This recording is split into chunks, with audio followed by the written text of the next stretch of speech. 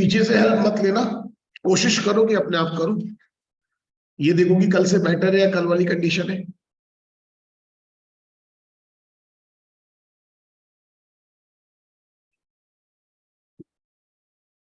जो बच्चे चारों लिख दे हाथ खड़ा कर देना।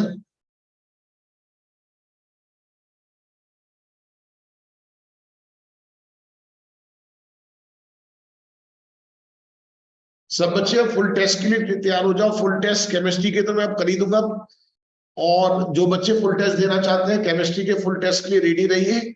और आपकी डिमांड पर मैं पीसीबी या पीसीएम जैसा भी आपकी रिक्वायरमेंट है वो टेस्ट मेरे तैयार है। आप कहोगे तो मैं वो भी अरेंज कर दूंगा।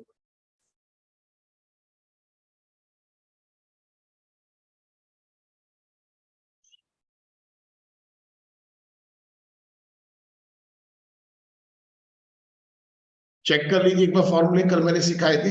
आयोग कल सभी बच्चे थे। मैंने सिखाया था potassium dichromate K2Cr2O7, sodium chromate Na2Cr O4, potassium permanganate KMnO4, potassium magnet K2MnO4। याद रखें। जल्दी से मुझे एक बार लिख के दिखा दो डी ब्लॉक और एफ ब्लॉक का general electronic configuration. D block और एफ ब्लॉक का जनरल इलेक्ट्रॉनिक कॉन्फ़िगरेशन।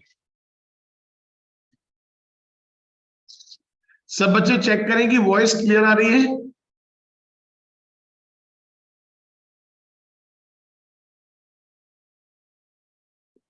जो बच्चे ऑनलाइन है जल्दी से चेक करें वॉइस क्लियर आ रही है।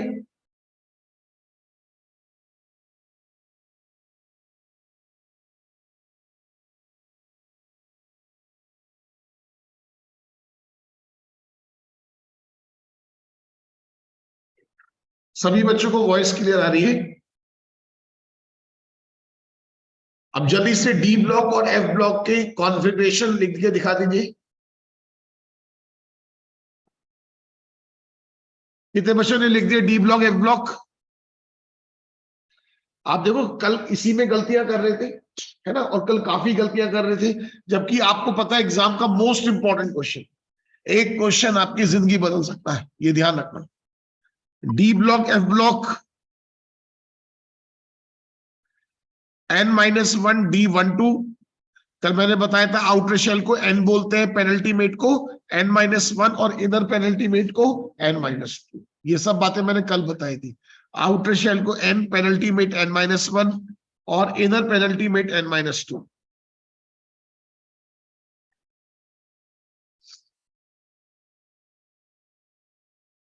तो कॉन्फ़िगरेशन लिख दिया आप लोगों ने। क्या था? N-1 D1 to 10, NS 0 से 2 भी चल जाता है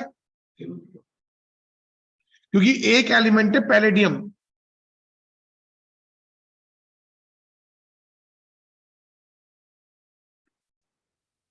उसका कॉन्फ़िगरेशन 5 में 0 होता है, डी ब्लॉक में आता है, उसकी वजह से कह देते हैं कि NS 0 से 2 या NS और से बाकी सब में 1 या 2।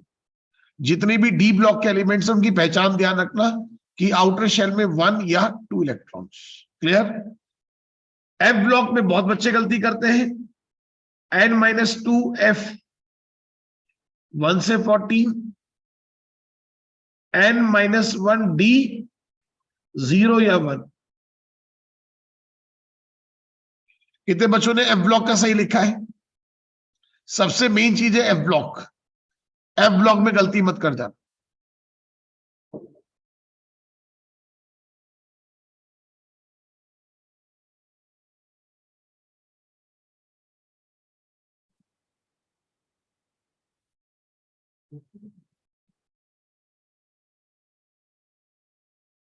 अब जरा ध्यान दी,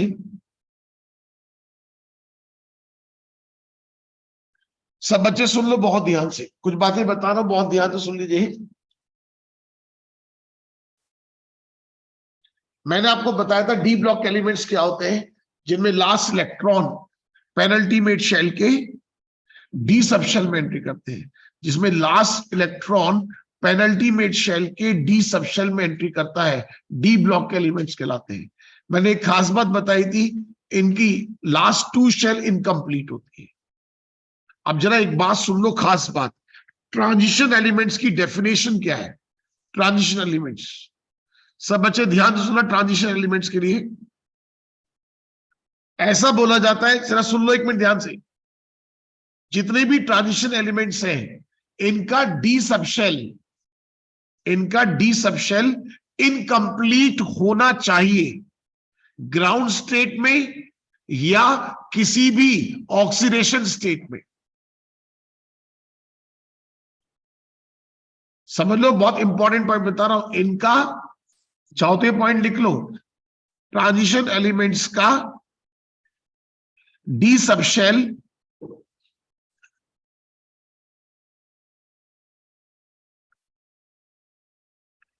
ट्रांजिशंस एलिमेंट का डी सबशेल इनकम्प्लीट होता है ग्राउंड स्टेट में या किसी भी ऑक्सीडेशन स्टेट में।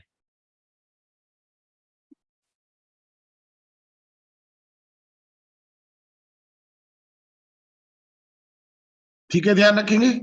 और इसी पॉइंट पर बेस्ड एक जबरदस्त क्वेश्चन आता है, जबरदस्त क्वेश्चन। कुछ याद आता है? क्वेश्चन याद आता है? बताओ कौन? एक एग्जाम में क्वेश्चन आता है, जिंक, कैडमियम, मरकरी, ये डी ब्लॉक के एलिमेंट तो हैं, डी ब्लॉक के एलिमेंट्स तो है,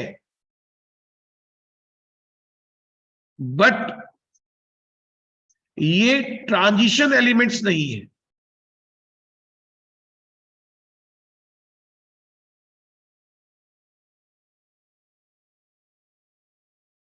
एग्जाम में क्वेश्चन आ सकता है कि कोई 4 एलिमेंट दे दे और पूछे कि बताइए इनमें से कौन सा एलिमेंट ट्रांजिशन एलिमेंट नहीं है। तो जिंक, कैडमियम, मरकरी, ध्यान रखना ये डी ब्लॉक के तो हैं, बट ये ट्रांजिशन एलिमेंट नहीं है, क्योंकि इनका डी सबशेल हमेशा पूरा भरा होता है। कभी भी इनका डी सबशेल इनकम्प्लीट नहीं होता। रीजन भी मैंने आपको बता दिया, इनका डी सबशेल हमेशा पूरा भरा हुआ होता है।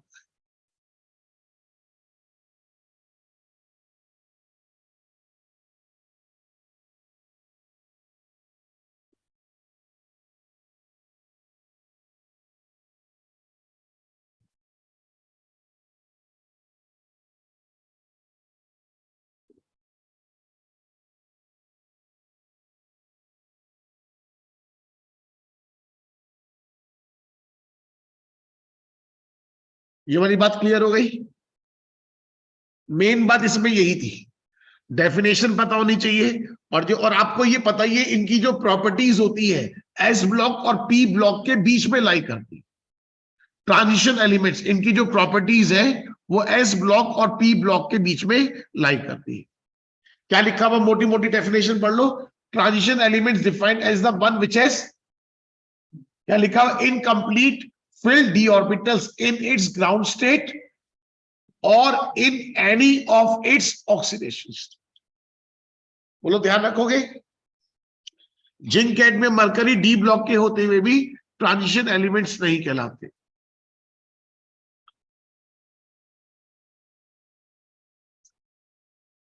अब जो बात बताने जा रहा हूं बहुत इंपॉर्टेंट है, बहुत यूजफुल है, जरा ध्यान से देखना। सब बच्चे ध्यान से देखो। हो सकता है आपने अपने हिसाब से याद किया हुआ हो।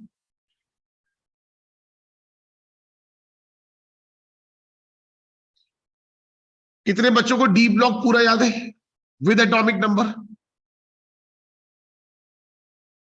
D block with atomic number देखो जरा ध्यान से। सब बच्चे ध्यान दे, एक मिनट बोर्ड पर देखो। अरे यार ध्यान दो। स्टार, टी, वी, केबल में, फी, को, नी, को, जिंक। थोड़ी सी प्रैक्टिस, बहुत इंपॉर्टेंट सीक्वेंस है, क्यों इंपॉर्टेंट है याद है? कोऑर्डिनेशन केमिस्ट्री, वहां भी एलिमेंट्स काम आते हैं। स्टार, टी, वी, केबल में, फी, को, नी, को, zinc. Star, T, V, cable में, फी, को, नी, को, zinc. Star, T, V, cable, cable मतलब क्रोमियम में, MN. Star, T, V, cable में, फी, को, नी, को, जिंक। देखते हैं कितने बच्चे याद कर पाएंगे। सब बच्चे कोशिश करें।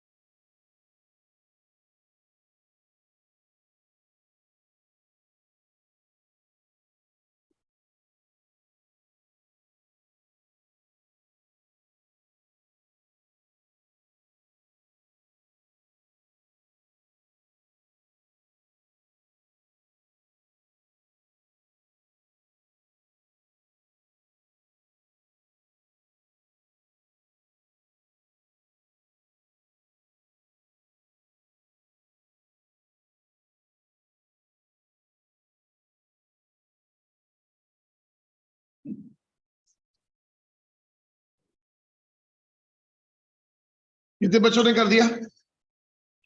जरा गौर करो, कुछ खास बात।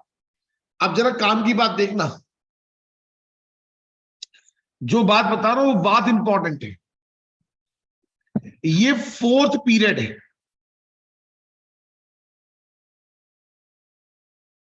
दूसरी खास बात सुनो, 3D सीरीज है।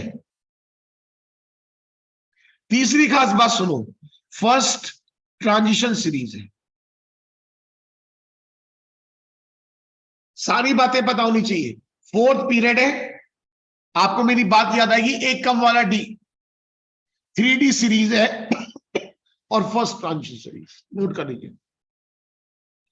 Fourth period, 3D series and first transition series.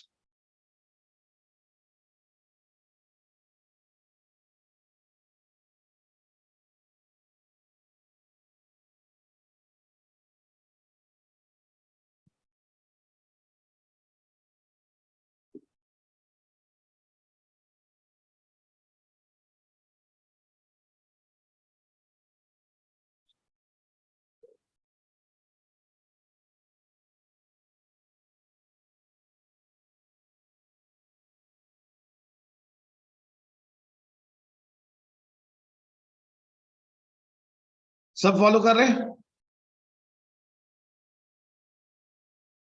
जरा ध्यान दो। एक बात और सुनना, third group, fourth, fifth, six, seventh, eighth, ninth, 10th, 11th, 12th। एक बात और सुनो। क्या, कौन सी बात है? Third B, starting third B से है। Fourth B, fifth B, sixth B, seventh B, इसके बाद एट्थ, एट्थ, एट्थ,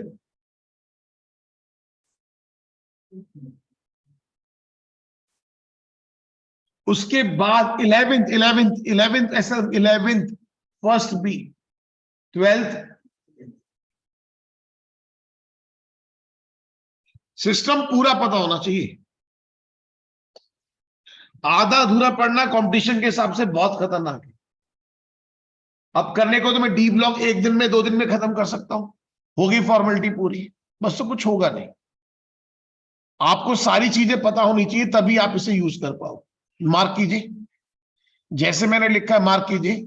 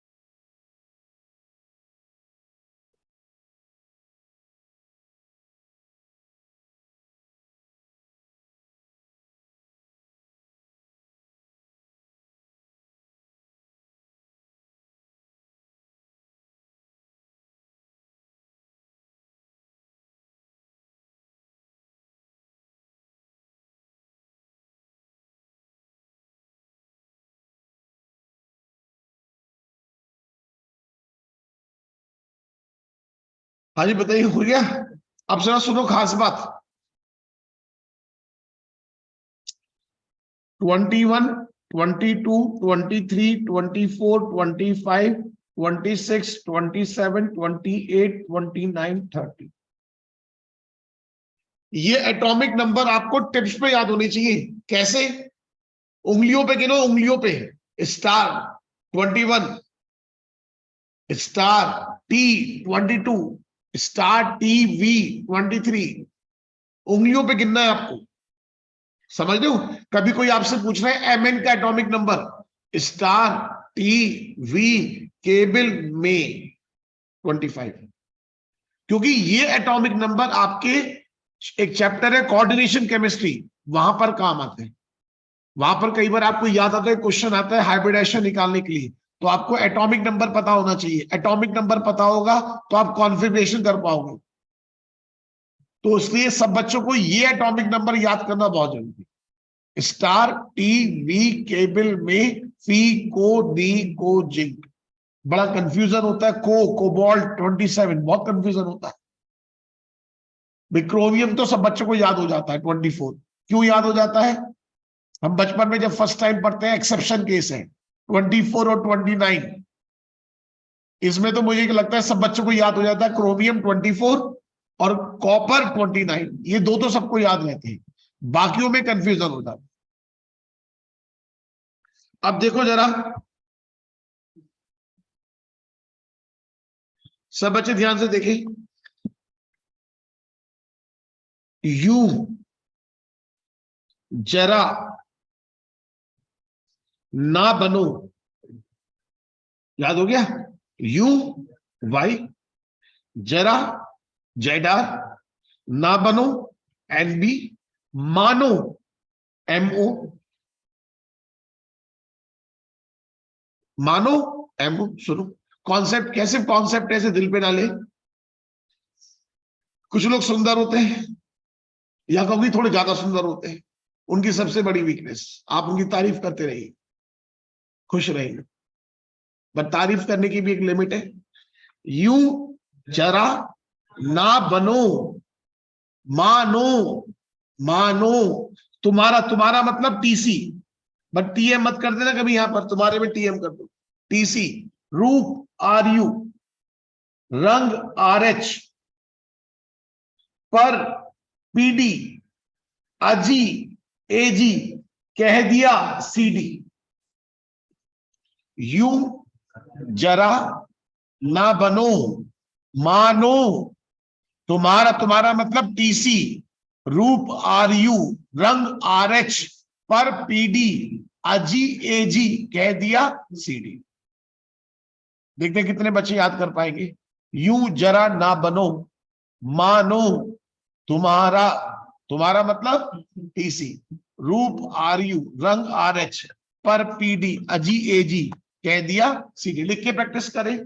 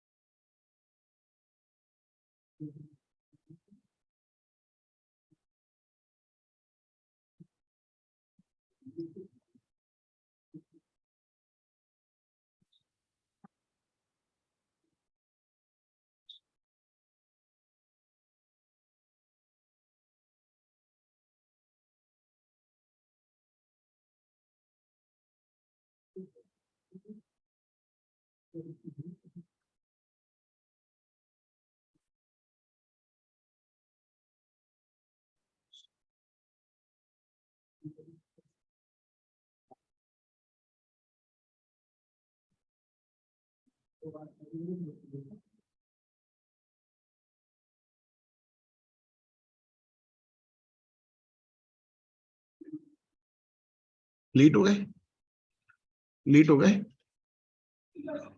अच्छा चलो ठीक है।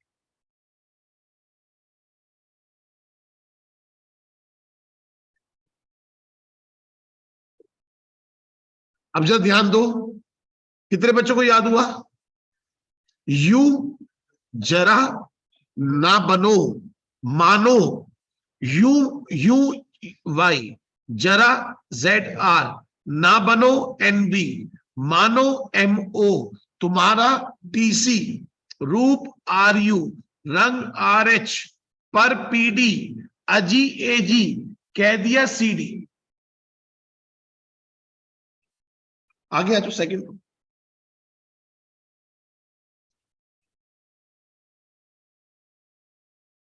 यू जरा ना बनो मानो, तुम्हारा रूप रंग पर अजी कह दिया। अब जरा सुनो, जो खास बात बता रहा हूं, जिस पर डायरेक्ट एग्जाम में क्वेश्चन आता है। बच्चे बेचारे क्वेश्चन को देखते रह जाते हैं और आप देखकर सॉल्व कर दोगे। कितना अंतर हो गया? बच्चे देखते रह जाएंगे और आप देखकर सॉल्व करोगे। जरा ध्यान से सुनो जो बात बोल रहा हूं। मैंने अभी ऊपर वाली सीक्वेंस आपको याद करा दी। अब जो बात बोल रहा हूं ध्यान से सुनना। 21 में 18 ऐड कर दो, 21 में 18 ऐड कर दो 39, 40, 41, 42, 43, 44, 45, 46, 47, 48, ये इनके एटॉमिक नंबर। मैंने सीक्वेंस अभी याद कराई थी ऊपर वाली। स्टार TV केबल में फी को नी को जिंक, फिर ये बताया था इनका एटॉमिक नंबर 21 से स्टार्ट होता है। मतलब आपको टिप्स पे याद करना था 21, 22, स्टार TV केबल में फी को नी को जिंक, क्योंकि ये एटॉमिक नंबर सबसे ज्यादा काम आते हैं। अगर आपने चैप्टर पढ़ा होगा कोऑर्डिनेशन केमिस्ट्री या कई सारे चैप्टर्स में एटॉमिक नंबर काम आते हैं। उसके बाद मैंने याद कराया यूं जरा ना बनो मानो, तुम्हारा रूप रंग पर अजी कह दिया।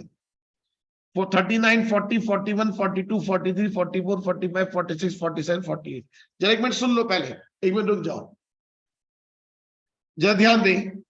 जो बात बता रहा हूं उसे ध्यान से सुनना, वरना गलती कर जाओगे। मैं आपको बेस्ट मेथड बता रहा हूं, इससे बढ़िया मेथड ही नहीं है, ना बन सकता। 21 एग्जाम में क्वेश्चन आता है 21 कौन से ग्रुप में, कौन सा ग्रुप नंबर? 2+1, क्या लिखा है ऊपर? 3, थर्ड ग्रुप में। 22, 2+2 4, 23, 2+3 5, 26, 2+6 8, 27, 2+7 9, 29, 2+9 11, 30 को मान लो 20+10 12। और वैसे भी एक बात सुनो, मेरी बात समझ, 29 कौन से में? 11 में। तो 30 किस में आएगा? 31 किस में आएगा? अब हर जगह फंडा नहीं, बात दिमाग भी लगाओ। अगर हमें पहले वाले का पता है ऑब्वियसली वो उसके बाद ही आएगा। अगर आपने दिमाग सही लगाया, कोई पूछ रहा 33 कौन से ग्रुप में है, बच्चे अटक गए। बट जिसका प्रेजेंस ऑफ माइंड अच्छा है उसे 29 पता है, उसे 30 पता है, तो क्या 31, 32, 33 बता सकते हैं? अगर थोड़ा सा दिमाग सही है तो आप आगे पीछे सब मैनेज कर सकते हो। अब जरा सुनना, ये हमारी बात नहीं मान रहा, कोई बात इसे बाद में देखेंगे हम। 40 देखना जरा, 4+0, 4+0 4, 41, 4+1 5, 42, 4+2 6। एग्जाम में कितनी बार क्वेश्चन आया है बताइए? 44 की पीरियोडिक टेबल के अंदर पोजीशन। अगर आपको ये फंडा पता है 44, 4+4 8, डायरेक्ट क्वेश्चन टिक। अदरवाइज कैसे करोगे? अदरवाइज कैसे करोगे? बहुत से बच्चे मेहनती होंगे, पहले वो सांप सीढ़ी बनाएंगे, याद है वो SPDF वाला, कॉन्फ़िगरेशन लिखेंगे। वो कॉन्फ़िगरेशन लिखने के बाद भी पता नहीं सही कर पाएंगे गलत कर पाएंगे। 44, 4+4 47, अरे बोलो 47, 4+7 11। ठीक है, अब जरा सुनो, ध्यान रखना, ये 4th पीरियड है, ये 5th पीरियड है। मैंने फंडा बताया था, जो बच्चे लेट हो गए सुन लो। फिफ्थ पीरियड, एक कम वाला डी होता है, 4D सीरीज है, फिफ्थ पीरियड है, 4D सीरीज है, और second transition element, second transition series,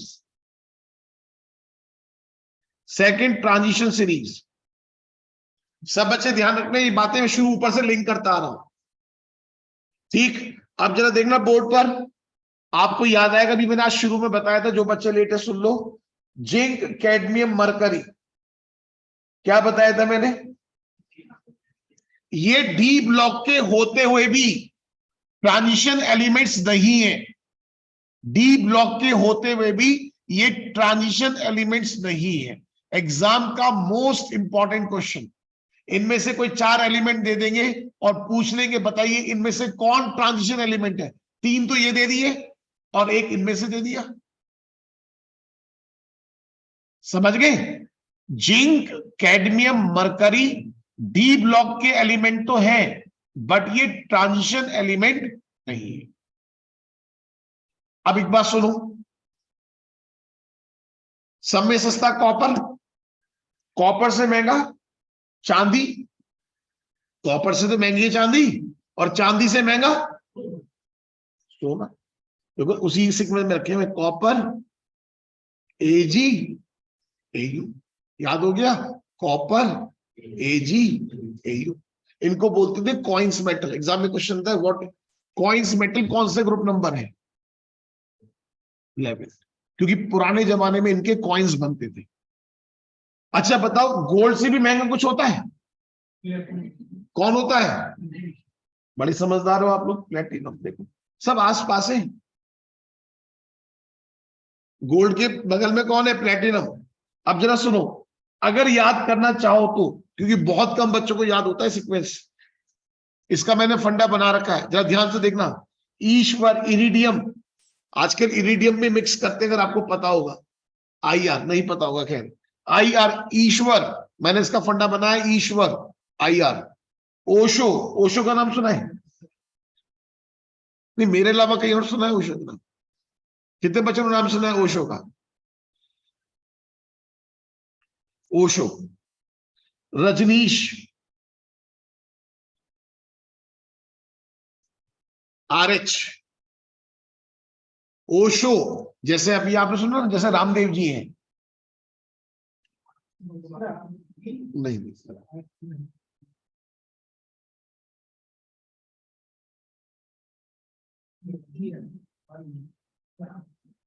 ये मैं बताता हूं पहले।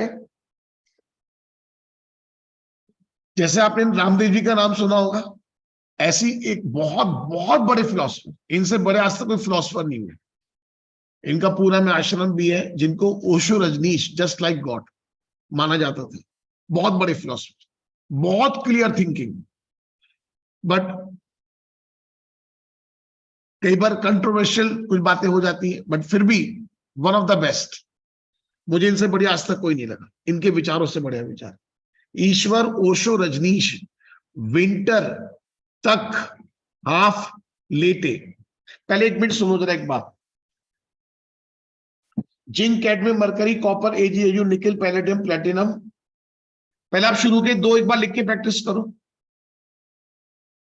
जल्दी से शुरू के दो लिख के प्रैक्टिस करें।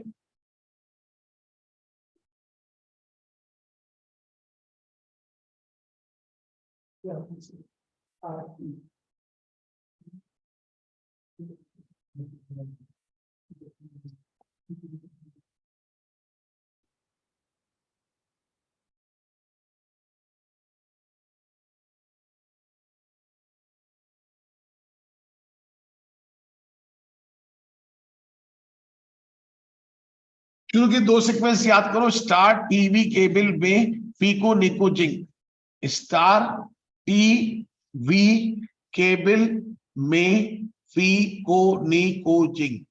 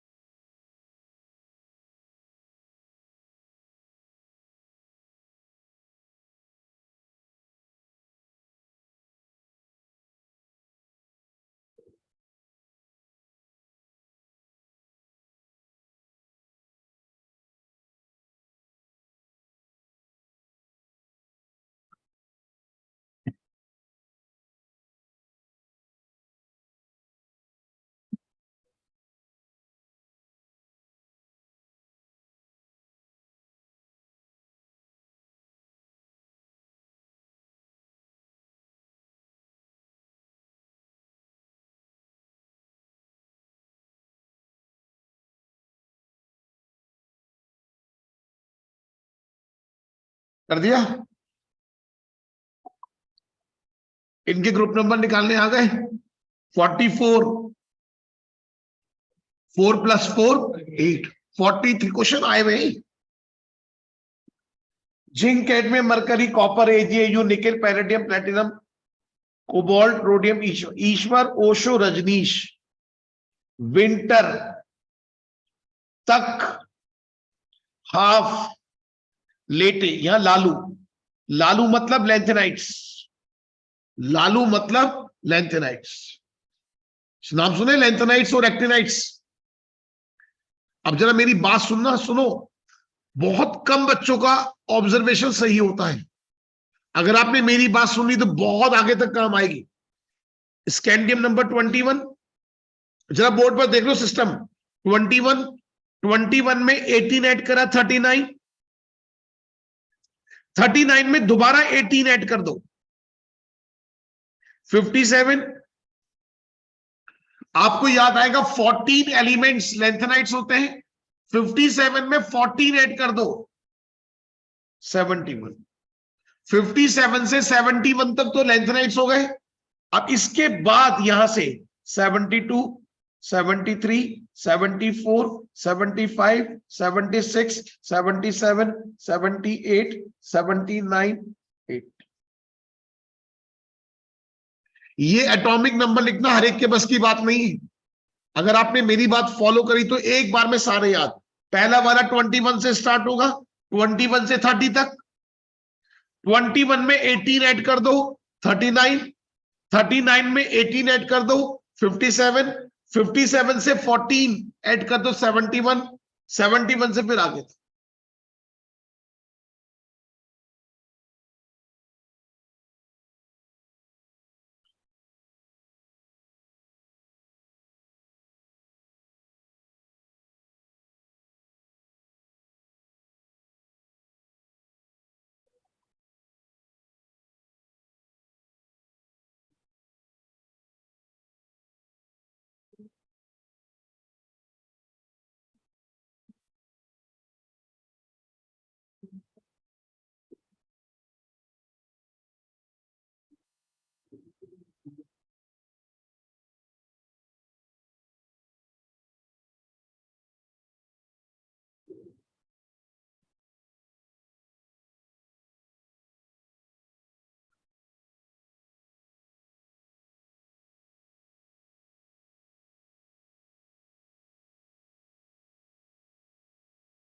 हाँ जी, बात हो गई। यहां तक की बात क्लियर। अब सुनो जो बात बता रहा हूं, क्योंकि आपको पता है एग्जाम के अंदर क्वेश्चन यही आता है कि कोई सा डी ब्लॉक का एलिमेंट दे देंगे और उसका पीरियोडिक टेबल में पोजीशन। ध्यान रखना, एक क्वेश्चन मतलब 4 नंबर 5 नंबर। नेगेटिव गया तो 5 नंबर गए, पॉजिटिव में आप समझ लो। अब जरा इसका फंडा सुनो लास्ट वाले का। कुछ नहीं करना, सिर्फ क्या करना है, फंडा सुन लो। लास्ट वाला जो नंबर है उसमें 2 ऐड कर दो, मतलब 72। 72 का लास्ट नंबर क्या है? 2। 2 + 2 4। 75, 5 + 2 7। लास्ट वाले नंबर में 2 ऐड कर दो 76, 6 + 2 8।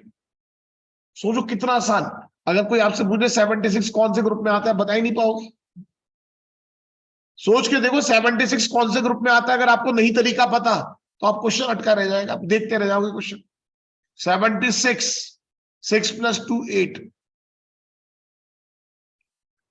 अब बताओ पूरी पीरियोडिक टेबल में किसी भी एलिमेंट की पोजीशन बता सकते हो? पूरी पीरियोडिक टेबल में किसी भी एलिमेंट की पोजीशन।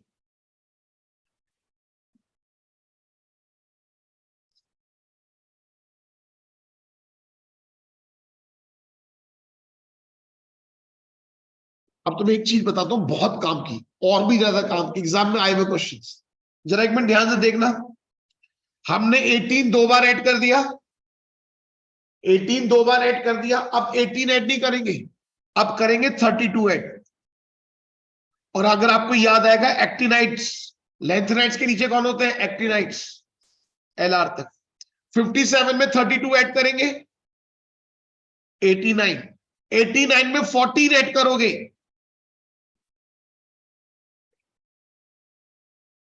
अब इसके बाद 104, 105, 106, 107, 108, 109, 110, 111, 112। खास बात सुन लो, प्रीवियस ईयर में चेक कर लेना कितनी बार क्वेश्चन आया हुआ है। क्या क्वेश्चन आया हुआ है? 112 एलिमेंट है, कोई एलिमेंट है जिसका एटॉमिक नंबर 112 है, उसकी पीरियोडिक टेबल में पोजीशन बताइए। सुनो फंडा, 112 की 12 नंबर, 111 11 में, 110 10 में, 104 4 में, 106 6 में। हर एक का आपको अलग से ध्यान रखना है। शुरू के दो का फंडा मैंने बता दिया, फिर तीसरे वाले में लास्ट नंबर में 2 ऐड करना है, चौथे वाले में डायरेक्ट एक जरा सा ऑब्जर्वेशन ही तो है। 112 12 में, 113 13 में, 116 16 में, सुन तो लो, 117 17 में, 118 18 में, 119 119 फर्स्ट में आएगा। ये मत कह देना 19वें में। 18 के बाद तो खत्म, उसके बाद तो घूम के फिर दोबारा फर्स्ट में आएगा। 119 फर्स्ट में, 120 सेकंड में। आजकल ऐसी क्वेश्चन आते हैं नया क्वेश्चन बना के, बच्चे कहेंगे सर पॉसिबल ही नहीं है। वो ये नहीं कह रहा, वो कह रहा है कि अगर 120 नंबर का कोई एलिमेंट होता तो बताइए उसकी पीरियोडिक टेबल में पोजीशन क्या होती। इस टाइप के क्वेश्चंस आ रहे हैं आजकल कि अगर ये एलिमेंट होता तो उसकी पोजीशन क्या होती। सब बच्चों को बात क्लियर? तो 120 किस में आएगा? सेकंड ग्रुप में। अब ये बताओ, अच्छा एक क्वेश्चन जब सामने बना हुआ ही है, सिर्फ हाथ खड़ा करना। एक क्वेश्चन आया हुआ है, कोई जानता है पूरी पीरियोडिक टेबल में दो एलिमेंट ऐसे हैं जिनको ट्विंस एलिमेंट्स का दर्जा दिया गया है, जुड़वा एलिमेंट। इतने ज्यादा ट्विंस हैं कि अगर इन दोनों को आपस में मिक्स कर दें तो उनको सेपरेट करना भी मुश्किल है। जो बच्चे जानते हैं हाथ खड़ा करें।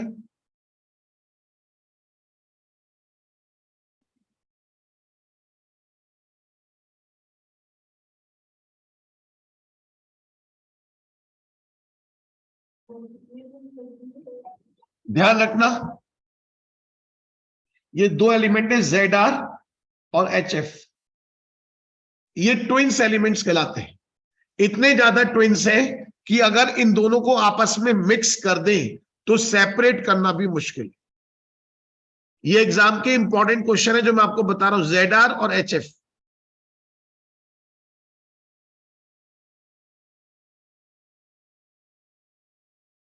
जो क्वेश्चन बता रहा हूं सब बच्चे ध्यान से सुन लीजिए।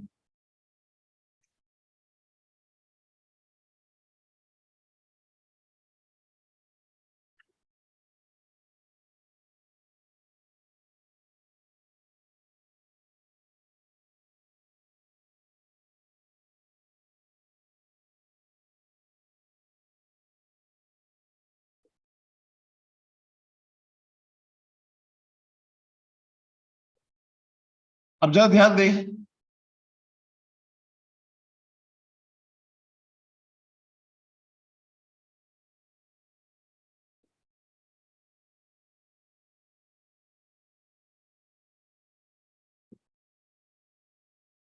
ऐसा कौन सा एलिमेंट है जो सबसे ज्यादा ऑक्सीडेशन नंबर शो कर सकता है?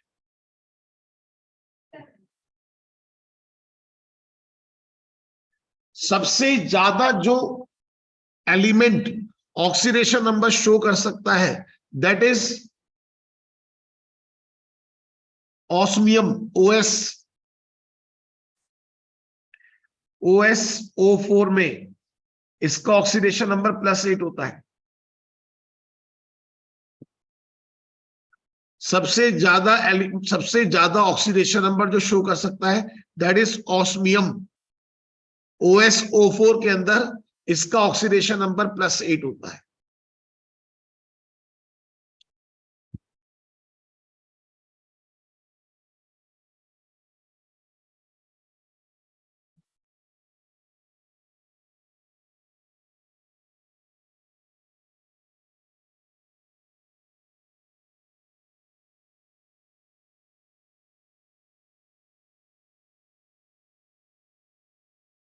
अब जरा ध्यान दें,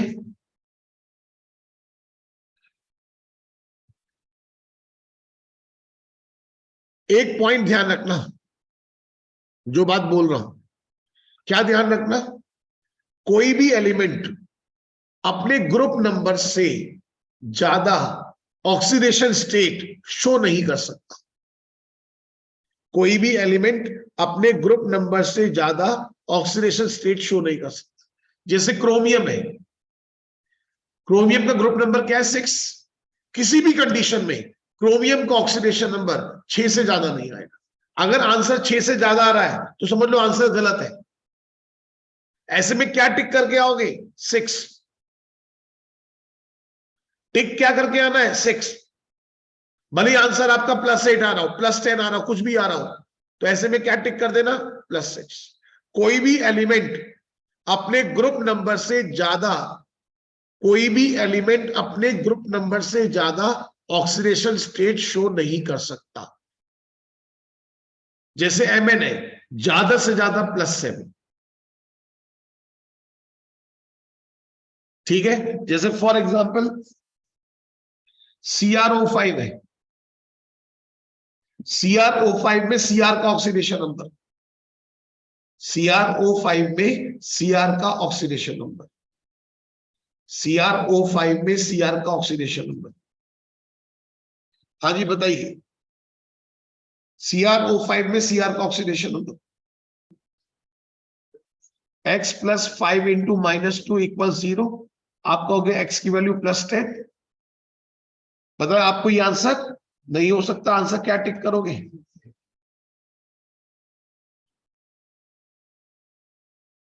ध्यान रखना, बहुत इंपॉर्टेंट क्वेश्चन और एग्जाम में बहुत बार आया हुआ क्वेश्चन। कोई भी एलिमेंट अपने ग्रुप नंबर से ज्यादा ऑक्सीडेशन नंबर शो नहीं कर सकता। मतलब कुछ बच्चे इस बात का गलत मतलब निकाल लेते हैं। गलत मतलब क्या निकाल लेते हैं?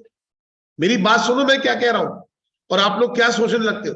मैंने कहा कोई भी एलिमेंट अपने ग्रुप नंबर से ज्यादा ऑक्सीडेशन स्टेट शो नहीं कर सकता, यही तो कहा मैंने। तीसरी चौथी बार बोल रहा हूं, एक बात सुनो। आप एक बार में 10 से ज्यादा रोटी नहीं खा सकते, तो क्या इसका मतलब यह कि आप 10 रोटी खाते हो? नहीं ना। मैंने कहा कि खा नहीं सकते।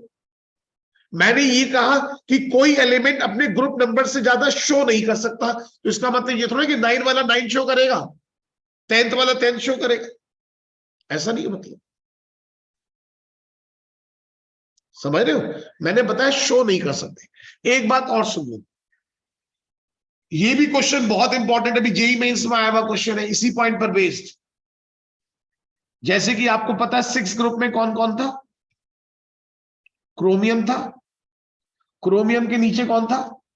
मॉलिब्डेनम, मॉलिब्डेनम के नीचे टंगस्टन। क्रोमियम, मॉलिब्डेनम और टंगस्टन, ये 6 शो कर रहे हैं। ये आपकी एनसीईआरटी का क्वेश्चन बता रहा हूं, जबरदस्त मोस्ट इंपॉर्टेंट क्वेश्चन जो कंपटीशन में आ सकता है। क्रोमियम, मॉलिब्डेनम, टंगस्टन, तीनों 6 में है। आपको ये बताना है इन तीनों में स्टेबल कौन है। बच्चे कहेंगे हमें क्या पता, ऐसे सर। सुनो, एक रूल है पी ब्लॉक में, उल्टा रूल है। पी ब्लॉक में, पी ब्लॉक में नीचे वाले एलिमेंट, नीचे वाले कह दो या हैवियर एलिमेंट कह दो,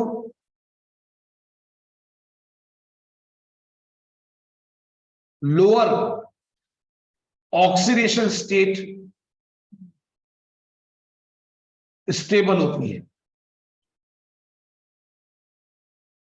means Tl+1 is more stable than Tl+3, Pb+2 is more stable than Pb+4, Bi+3 is more stable than, but D block elements में, डी ब्लॉक एलिमेंट्स में नीचे वाले एलिमेंट्स की हायर ऑक्सीडेशन स्टेट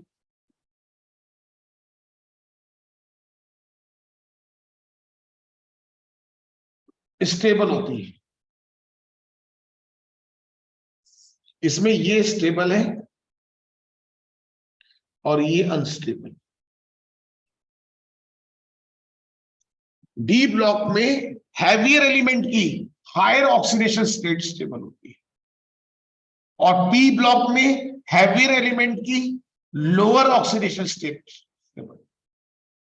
ये exam के direct questions हैं जो बहुत कम बच्चे सही कर सकते हैं।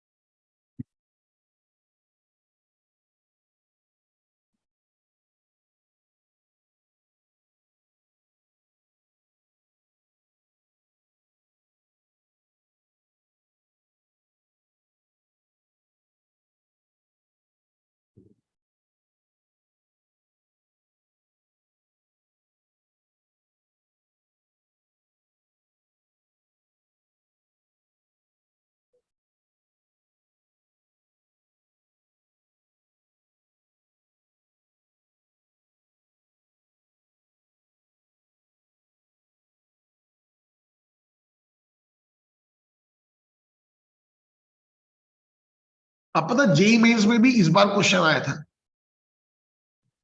जेई मेंस में अभी जो पेपर हुआ एक दो दिन पहले, उसमें भी क्वेश्चन था। और जबकि क्वेश्चन मोस्ट इंपॉर्टेंट है, आपके नीट में भी आ सकता। लेटेस्ट क्वेश्चन बता रहा हूं। ये स्टेटमेंट मैं कई बार बोलता हूं, जरा सुनना ध्यान से जो बात बोलता हूं, कुछ बच्चों को याद भी आएगी। अगर कोई एलिमेंट अपनी हायर ऑक्सीडेशन स्टेट में अनस्टेबल होता है, कितने बच्चों को ये बात याद आ रही है? मैंने कभी बोली है? काफी बोलता हूं। अब सुनो, अब कोई एलिमेंट अपनी हायर ऑक्सीडेशन स्टेट में अनस्टेबल है तो क्या करेगा? स्टेबल करना चाहेगा। जैसे कि कोई +6 वाला है, CR6 है, ये अनस्टेबल है तो ये अपने आप को स्टेबल करेगा, CR3 में कन्वर्ट करेगा। +6 से +3 हो रहा है तो इसका रिडक्शन होगा, जिसका रिडक्शन होगा वो ऑक्सीडाइजिंग एजेंट की तरह काम करेगा। ये क्वेश्चन था, आप समझ लो। अगर कोई एलिमेंट अपनी हायर ऑक्सीडेशन स्टेट में अनस्टेबल होता है तो वो स्ट्रॉन्ग ऑक्सीडाइजिंग एजेंट की तरह वर्क करता है। हायर में अनस्टेबल है, प्रैक्टिकली सोचो, दिमाग को शांत करके सुनो मेरी बात, दिमाग को शांत करके सुनो। हायर में अनस्टेबल है, अब उससे ज्यादा तो ऑक्सीडेशन नंबर कर नहीं सकता क्योंकि ऑलरेडी हायर में। उसके पास तो एक ही रास्ता है कि अपना ऑक्सीडेशन नंबर कम करे। अगर ऑक्सीडेशन नंबर कम करेगा तो रिडक्शन होगा, और जिसका रिडक्शन होता है वो ऑक्सीडाइजिंग एजेंट कहलाता है। ठीक है, कहो तो मैं पॉइंट लिखवा देता हूं। अगर कोई एलिमेंट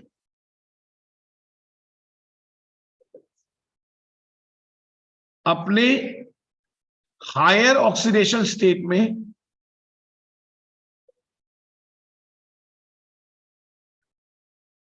हेलो,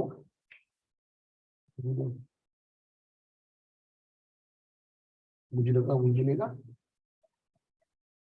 ठीक ठीक ठीक ठीक।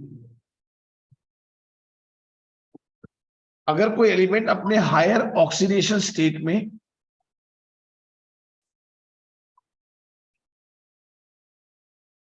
अनस्टेबल होता है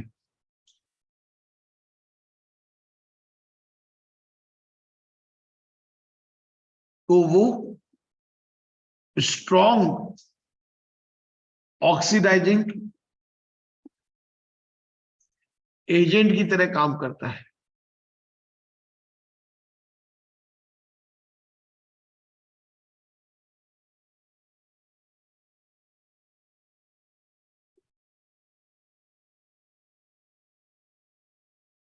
तो वो स्ट्रॉन्ग ऑक्सीडाइजिंग एजेंट की तरह काम करता है।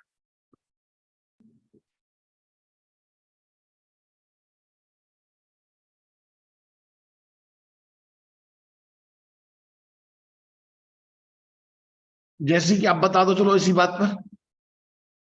क्रोमियम 6, नीचे कौन था? मॉलिब्डेनम 6, और नीचे कौन था? तो बताओ इनमें तीनों में स्ट्रॉन्गेस्ट ऑक्सीडाइजिंग एजेंट कौन होगा? ये अनस्टेबल है, तो ये स्ट्रॉन्गेस्ट ऑक्सीडाइजिंग एजेंट। अब बताओ ये क्वेश्चन जो है अगर आपने पहले से नहीं पढ़ा हो, ध्यान से नहीं पढ़ा हुआ, आपको उस हमें कैसे पता चलेगा? मैंने एक पॉइंट बताया, डी ब्लॉक में हैवियर एलिमेंट की हायर ऑक्सीडेशन स्टेट स्टेबल होती है, तो उसका मतलब ऊपर वालों की हायर अनस्टेबल होगी। अनस्टेबल है तो अपना ये रिड्यूस करेगा, रिडक्शन होगा, रिडक्शन होगा तो ये ऑक्सीडाइजिंग एजेंट की तरह काम करेगा।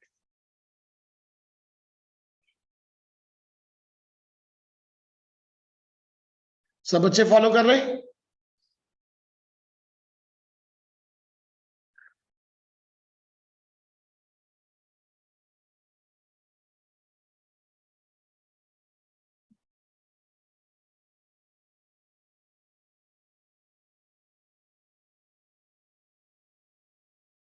अगर आपको याद आता हो, या ध्यान दें, अगर आपको याद आता हो,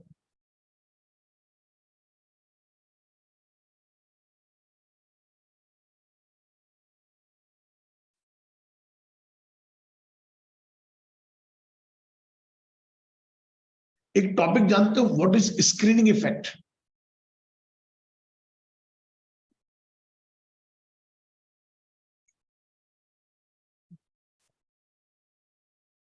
स्क्रीनिंग इफेक्ट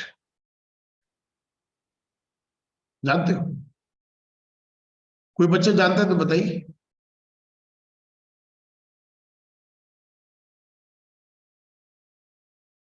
जरा ध्यान दो। जैसे ये आउटर शेल का इलेक्ट्रॉन है, ये न्यूक्लियस है, ये नेगेटिव, और ये, तो बताओ ये इसको अपनी तरफ खींचेंगे,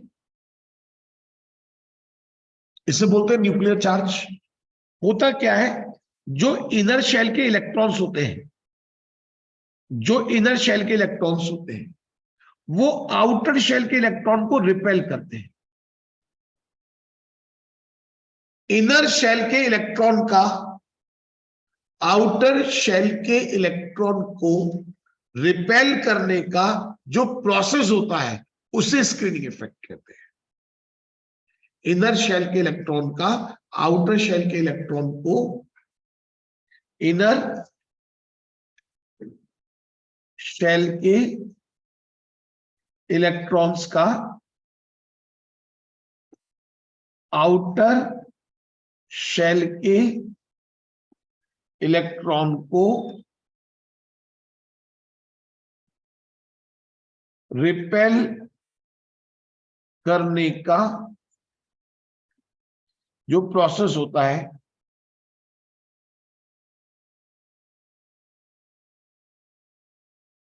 उसे स्क्रीनिंग इफेक्ट कहते हैं।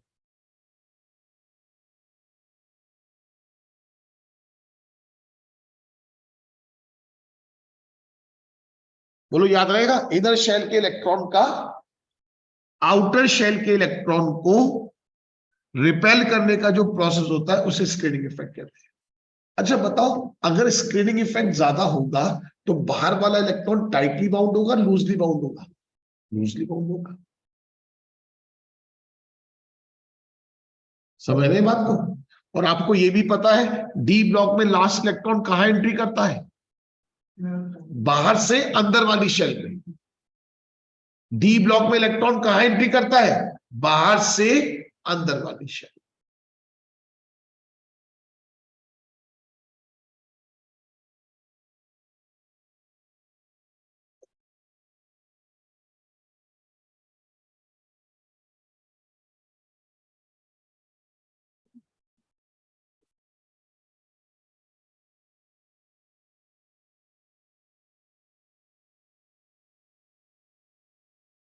अब आप जरा समझो बात को।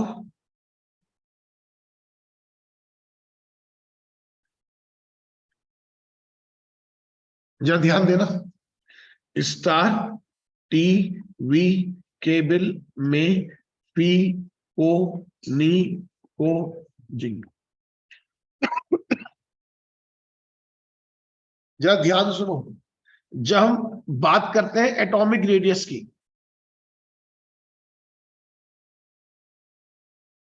जरा एक मिनट सुन लीजिए, ऐसे जाने पर एटॉमिक रेडियस डिक्रीज होती है, जानते हैं, उसके बाद कांस्टेंट हो जाती है और फिर यहां जाके इंक्रीज हो जाती है। समझ लीजिए पॉइंट, पहले एटॉमिक रेडियस डिक्रीज होती है, क्यों डिक्रीज हो रही है? न्यूक्लियर चार्ज डोमिनेट कर रहा होगा, बीच में जाके कांस्टेंट हो जाती है, क्यों? कि न्यूक्लियर चार्ज और स्क्रीनिंग इफेक्ट एक दूसरे को बैलेंस कर रहे होंगे, और लास्ट में जाके इंक्रीज कर जाती है, क्यों? तब जाके स्क्रीनिंग इफेक्ट न्यूक्लियर चार्ज को भी क्या कर रहा होगा? डोमिनेट, रिपेल करने वाले ज्यादा हो गए, जब रिपेल करने वाले ज्यादा हो गए तो रेडियस कम होने की बजाय थोड़ी सी बढ़ गई। तो ध्यान रखना, डी ब्लॉक में एटॉमिक रेडियस पहले डिक्रीज कर रही है, फिर कांस्टेंट हो गई, फिर हल्की सी इंक्रीज हो गई। ये ट्रेंड ध्यान रखना डी ब्लॉक का। एटॉमिक रेडियस लगातार डिक्रीज नहीं करती, पहले डिक्रीज, फिर कांस्टेंट, फिर इंक्रीज। और रीजन मैंने आपको बता दिया, स्क्रीनिंग इफेक्ट।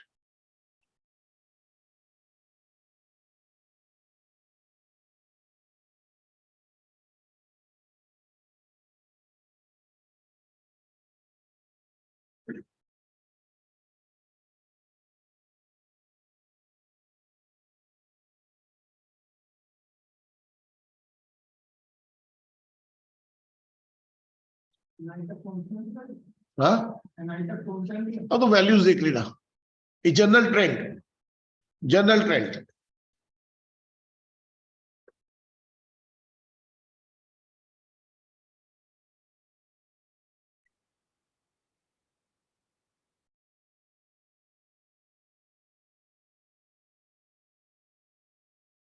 ठीक है, अब एक बात सुनो, बड़ा जबरदस्त पॉइंट। ये कौन सी सीरीज है? इसके नीचे कौन सी सीरीज होगी? जरा सुनना ध्यान से, इसके नीचे जब 3D से 4D पर आते हैं, रेडियस इंक्रीज होती है। क्यों इंक्रीज होती है? नंबर ऑफ शेल्स बढ़ते हैं, नंबर ऑफ शेल्स बढ़ते हैं तो रेडियस इंक्रीज होती है। बट जब 4D से 5D पर आते हैं, नंबर ऑफ शेल्स बढ़ते हैं बट रेडियस नहीं बढ़ती। 4D सीरीज और 5D सीरीज की जो रेडियस है ऑलमोस्ट कांस्टेंट है। इसका रीजन दिया जाता है ड्यू टू लेंथेनाइड कॉन्ट्रैक्शन।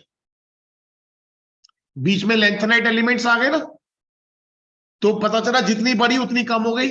इसी वजह से तो जिरकोनियम और HF क्या बन गए थे? Twins elements. उसका भी रीजन क्या है? Lanthanide contraction. जो लेंथेनाइड एलिमेंट्स होते हैं उसमें एटॉमिक रेडियस लगातार डिक्रीज करती है। समझो जितनी बढ़ती होगी उतनी वही डिक्रीज करती। तो ध्यान रखना 4D सीरीज और 5D सीरीज की जो रेडियस है ऑलमोस्ट सेम होती है, ये पॉइंट ध्यान रखेंगे।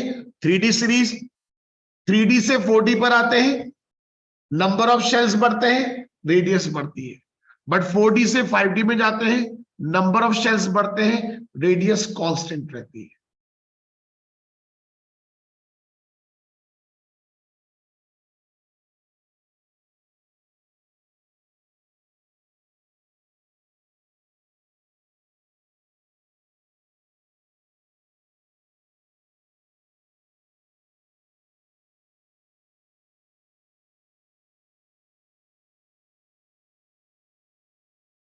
थ्री डी से 4D पर आने पर नंबर ऑफ शेल्स बढ़ते हैं, रेडियस बढ़ती है। बट 4D से 5D पर आने पर नंबर ऑफ शेल्स बढ़ते हैं, रेडियस ऑलमोस्ट कांस्टेंट रहती है ड्यू टू लेंथेनाइड कॉन्ट्रैक्शन। अगर रीजनिंग में क्वेश्चन आ जाए तो ड्यू टू लेंथेनाइड कॉन्ट्रैक्शन।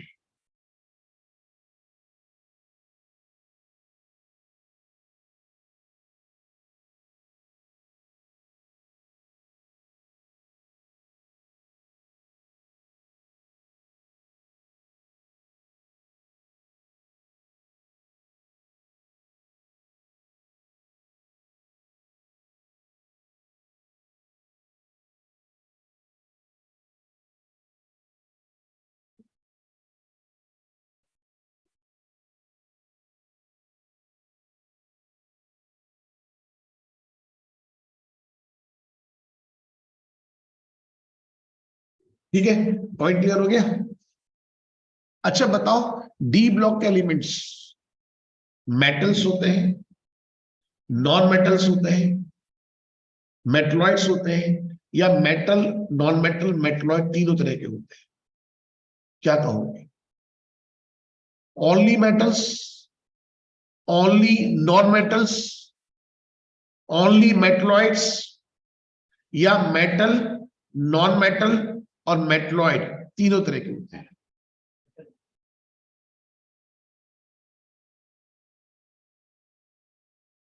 ध्यान रखना, except hydrogen, all element, all element of S block, D block and F block are metals. कभी कंफ्यूज मत हो ना, पूरा एस ब्लॉक मेटल है, पूरा डी ब्लॉक मेटल है, पूरा एफ ब्लॉक मेटल है, सिर्फ पी ब्लॉक के अंदर मेटल, नॉन मेटल और मेटलॉइड तीनों तरह की चीजें हैं। तो एग्जाम में क्वेश्चन ये भी आ सकता है कि कौन से ब्लॉक में मेटल, नॉन मेटल, मेटलॉइड तीनों तरह की चीजें, तो आंसर होता है P block. Except hydrogen, all element of S block, D block and F block are metals.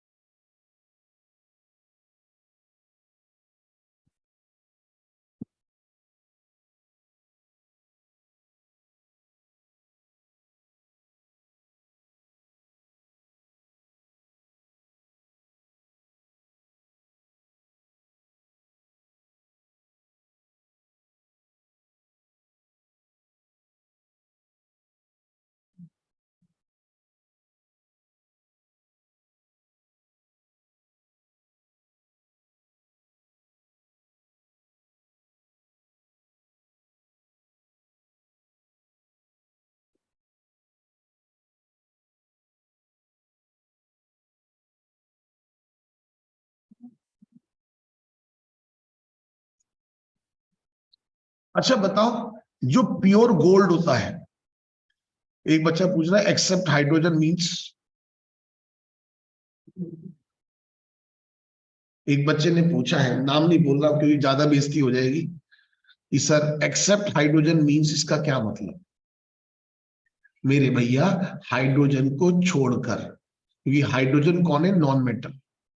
कई बार हम हाइड्रोजन को एस ब्लॉक में कंसीडर कर लेते हैं, बहुत से लोग हाइड्रोजन को एस ब्लॉक में कंसीडर कर देते हैं, इसलिए मैंने लिख दिया हाइड्रोजन को छोड़कर एस ब्लॉक, डी ब्लॉक और एफ ब्लॉक के जितने भी एलिमेंट्स हैं ऑल आर मेटल्स। अब जरा ध्यान दें। अच्छा बताओ, जो गोल्ड होता है, गोल्ड सॉफ्ट होता है, हार्ड होता है?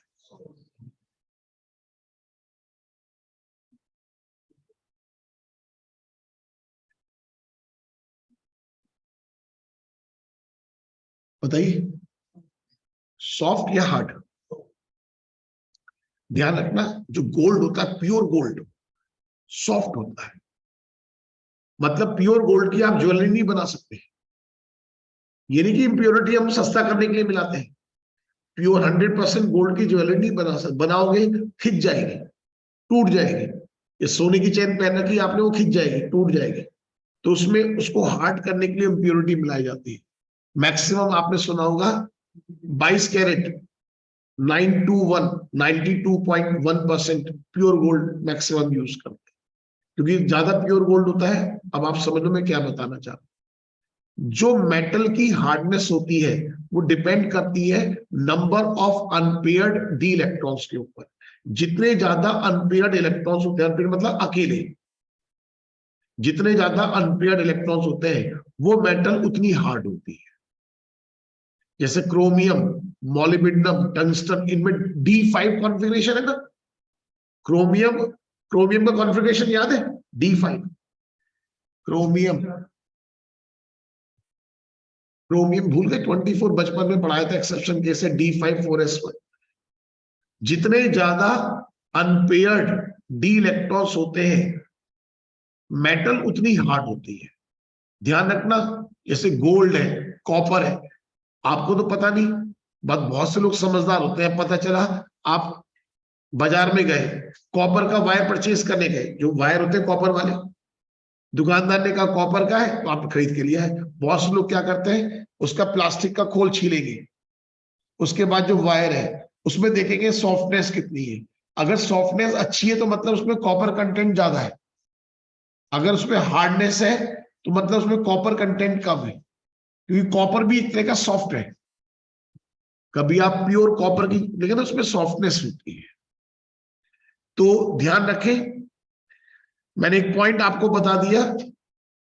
क्या बता दिया? जितने ज्यादा अनपेयर्ड डी इलेक्ट्रॉन्स होते हैं, मेटल में हार्डनेस उतनी ज्यादा होती है।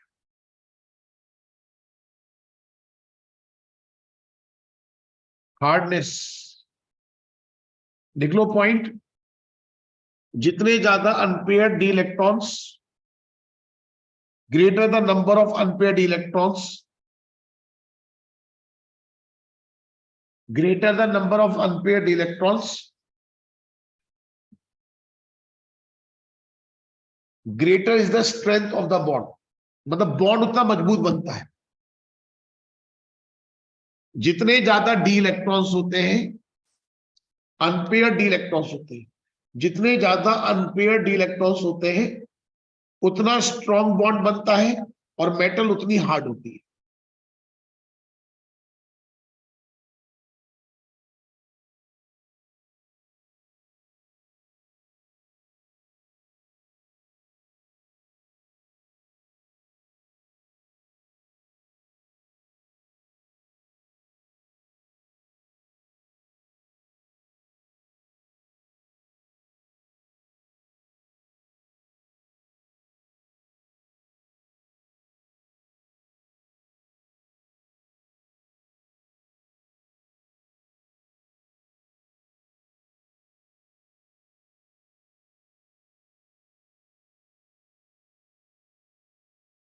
फिर नेक्स्ट पॉइंट आता है डेंसिटी। डेंसिटी ध्यान रखना, आप जानते हैं atomic radius in general, atomic radius in general decrease करती है तो डेंसिटी इंक्रीज करती है, और डेंसिटी ऐसे भी इंक्रीज करती है। डेंसिटी कोई पीरियोडिक प्रॉपर्टी नहीं है कि ऐसे इंक्रीज, दोनों तरफ decrease increase. Atomic radius decrease करती है,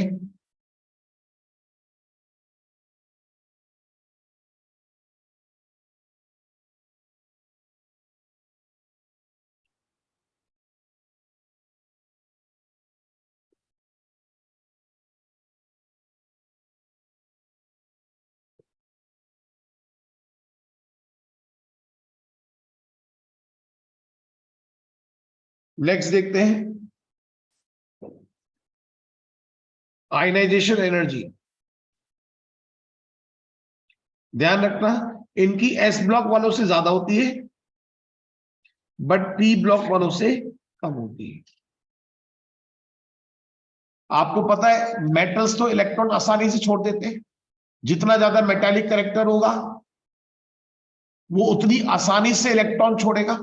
तो बेसिकली क्या है, इनकी जो आयनेशन एनर्जी एस ब्लॉक वालों से तो ज्यादा होती है बट पी ब्लॉक वालों से कम होती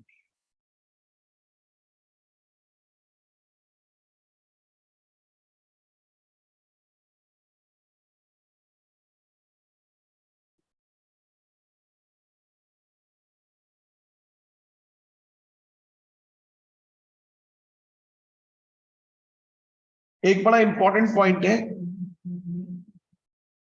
variable oxidation state. Variable oxidation state, जरा ध्यान दें, वेरिएबल ऑक्सीडेशन स्टेट।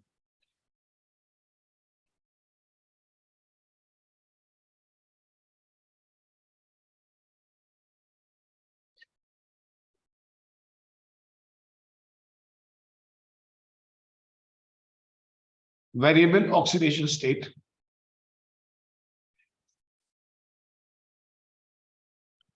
जरा ध्यान दें, आपने देखा होगा जितने भी डी ब्लॉक के एलिमेंट्स है, एक कैरेक्टरिस्टिक प्रॉपर्टी है, जो डी ब्लॉक के एलिमेंट्स होते हैं वो वेरिएबल ऑक्सीडेशन स्टेट शो करते हैं। कोई एग्जांपल याद? सारे एग्जांपल है, कोई सा भी देख लो, Cu+1, Cu+2, Fe+2, Fe+3, कोई सा भी देख लो, वेरिएबल ऑक्सीडेशन स्टेट। क्वेश्चन ये कि ऐसा क्यों करते हैं? कुछ याद है डी ब्लॉक का n-1 डी 1 to 10 और ns 1 से 2? सुनो ध्यान से, ऐसा माना जाता है कि जो n-1 डी और ns, इन दोनों की जो एनर्जी होती है, एनर्जी डिफरेंस कम होता है। तो ये बोथ इलेक्ट्रॉन्स बॉन्डिंग में पार्टिसिपेट करने लगते हैं। भाई जितनी एनर्जी ns की है उतनी एनर्जी n-1 डी की होती है। तो ध्यान रखना, ये दोनों ही इलेक्ट्रॉन बॉन्डिंग में पार्टिसिपेट करने लगते हैं। आउटर शेल के s इलेक्ट्रॉन्स, जरा लैंग्वेज सुन लो, आउटर शेल के s इलेक्ट्रॉन और पेनल्टीमेट शेल के d इलेक्ट्रॉन्स की एनर्जी में डिफरेंस बहुत कम होता है, जिस वजह से ये दोनों ही इलेक्ट्रॉन बॉन्डिंग में पार्टिसिपेट करने लगते हैं, जिस वजह से डी ब्लॉक के elements variable oxidation state show करते हैं। मैंने क्या कहा, जरा फिर से बोलना मेरे साथ साथ, आउटर शेल के, सारे बच्चे बोलो, आउटर शेल के s इलेक्ट्रॉन और पेनल्टीमेट शेल के d इलेक्ट्रॉन्स की एनर्जी में डिफरेंस कम होता है, जिससे दोनों ही इलेक्ट्रॉन बॉन्डिंग में पार्टिसिपेट करते हैं, जिस वजह से ये वेरिएबल ऑक्सीडेशन स्टेट शो करते हैं। मैंने वो पॉइंट आपको बता दिया, 3 पॉइंट में इंपॉर्टेंट थे। क्या कि एक तो कोई भी एलिमेंट अपने ग्रुप नंबर से ज्यादा ऑक्सीडेशन स्टेट शो नहीं करता, और ध्यान रखना डी ब्लॉक के जो बीच वाले एलिमेंट है, बीच में जो है वो ज्यादा वेरिएशन शो करते हैं। शुरू वाले और आखिर वाले, जैसे कॉपर है, Copper+1, Copper+2, ज्यादा शो नहीं करेगा शुरू वाले और आखिर वाले, बट बीच वाले एलिमेंट Mn+2 भी शो करता है, +3 भी, +4 भी, +5 भी, +6, बीच वाले एलिमेंट ज्यादा वेरिएशन शो करते हैं, शुरू वाले और आखिर वाले कम वेरिएशन शो करते हैं। और एक खास बात मैंने आपको बताई थी, डी ब्लॉक के जो हैवियर एलिमेंट होते हैं, बोलो क्या बताई थी, डी ब्लॉक के जो हैवियर एलिमेंट होते हैं उनकी हायर ऑक्सीडेशन स्टेट ज्यादा स्टेबल होती है। डी ब्लॉक में हैवियर एलिमेंट की हायर ऑक्सीडेशन स्टेट ज्यादा स्टेबल। ये पॉइंट ध्यान रखना, सारे पॉइंट इंपॉर्टेंट है।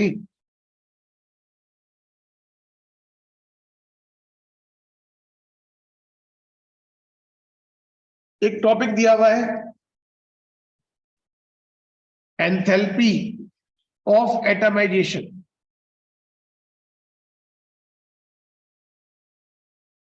एंथैल्पी ऑफ एटमाइजेशन, इनकी एंथैल्पी ऑफ एटमाइजेशन ज्यादा होती है।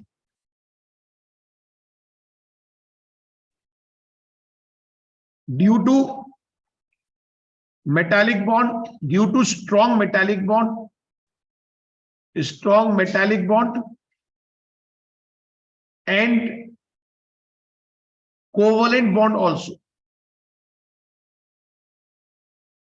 ये दो तरह के बॉन्ड बना लेते हैं, मेटालिक बॉन्ड भी बना लेते हैं, कोवलेंट बॉन्ड भी बना लेते हैं।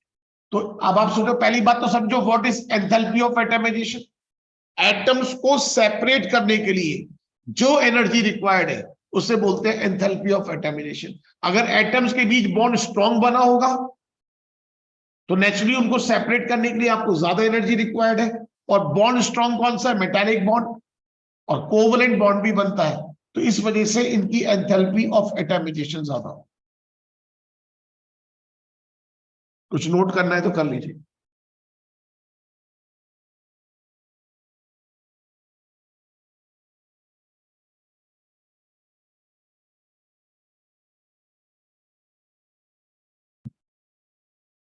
जो टॉपिक मैं करा रहा हूं ध्यान रखना, हर दिन का टॉपिक इंपॉर्टेंट है। मतलब हर दिन का टॉपिक ऐसा है कि आपको एक क्वेश्चन दे सकता है। अभी किस्मत वाली बात है कौन सा टॉपिक कौन सा क्वेश्चन दे जाए। और रही बात टेस्ट की, इस बार मैं फुल टेस्ट स्टार्ट कर रहा हूं और मैं केमिस्ट्री के जो फुल टेस्ट है ऑल्टरनेट डे पे रखूंगी, एक दिन छोड़कर रोज फुल टेस्ट। केमिस्ट्री का रोज मतलब एक दिन छोड़कर रोज फुल टेस्ट होगा। जो भी बच्चे देना चाहेंगे, क्योंकि मेरा पर्पज है केमिस्ट्री, जो भी बच्चा देना चाहेंगे एक दिन छोड़ के रोज फुल टेस्ट। ठीक है, रेडी हो जाइए फुल टेस्ट के लिए। फिर आज के लिए इतना रखते हैं।